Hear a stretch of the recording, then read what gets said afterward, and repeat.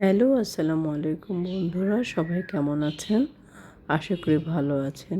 সেদিন গিয়েছিলাম নার্সারিতে কিছু শীতের ফুল কেনার জন্য, কিন্তু আসলে তেমন কোনো সুন্দর গাঁদা ফুল বা তেমন কোনো ফুল আসেনি নার্সারিতে। আমার যেগুলো পছন্দ চন্দ্রমল্লিকা সেগুলোও আসেনি। তা আমি জাস্ট এই ২টা নয়নতারা কিনে নিয়ে এসেছি। আমার নয়নতারা খুবই ভালো লাগে, খুবই সুন্দর। একদম শুধু অল্প যত্নেই এই নয়নতারাটা হয়ে যায়, শুধু পানি দিলেই হয়। আর আমি আজকে যে নয়নতারা কিনেছি সেটা হলো ভিনকো জাতের, এটা দেশীয় নয়নতারা না। আর এটা খুব সেনসিটিভ টাইপের, একটু বেশি পানি হলেই কিন্তু মারা যাবে। বৃষ্টির পানি তো এই নয়নতারা একদমই সহ্য করতে পারে না। তো এখন আমি নয়নতারা গাছগুলোকে টবে সেট করছি। তো হালকা মাটি নিয়েছি আর পলি ব্যাগটা খুলে এর মাঝখানে দিয়ে দিব, দিয়ে আমি বাকি মাটিটা দিয়ে দিব। নয়নতারা গাছগুলো আসলে এটার ইন্ডিয়ান জাতের। তো এই নয়নতারা সবসময় কিন্তু ফুল দিয়ে থাকে। সারা বছর আপনি বিনা পরিশ্রমে এর কাছ থেকে অনেক ফুল পাবেন। আর বারান্দায় নয়নতারা কিন্তু দেখতে অনেক ভালো লাগে। আমি প্রতি বছরই ২-১টা নয়নতারা কিনি এবং সারা মাস ফুল পাই।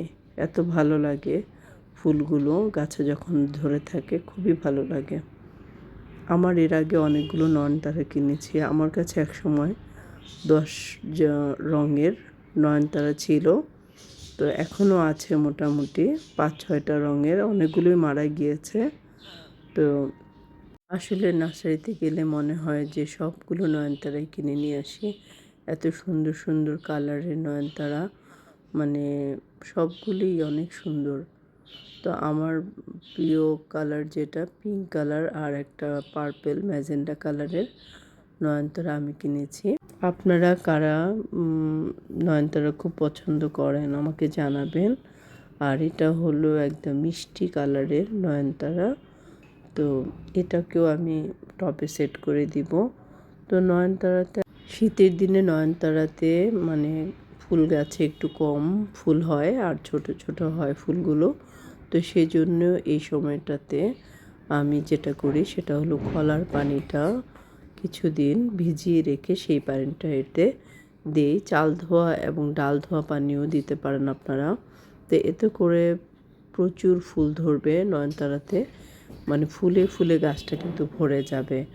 তো আমারও মানে আমি ফুল গাছ লাগিয়েছি এবং দেখা যাক কেমন হয়, ফুল গাছটা বাঁচে কিনা আর মরে যায় কিনা সেটা অবশ্য মানে আল্লাহর হাতে।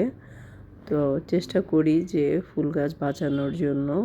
যদিও অনেক ভালো লাগে নয়নতারা, মরে গেলে একটু আফসোস হয়।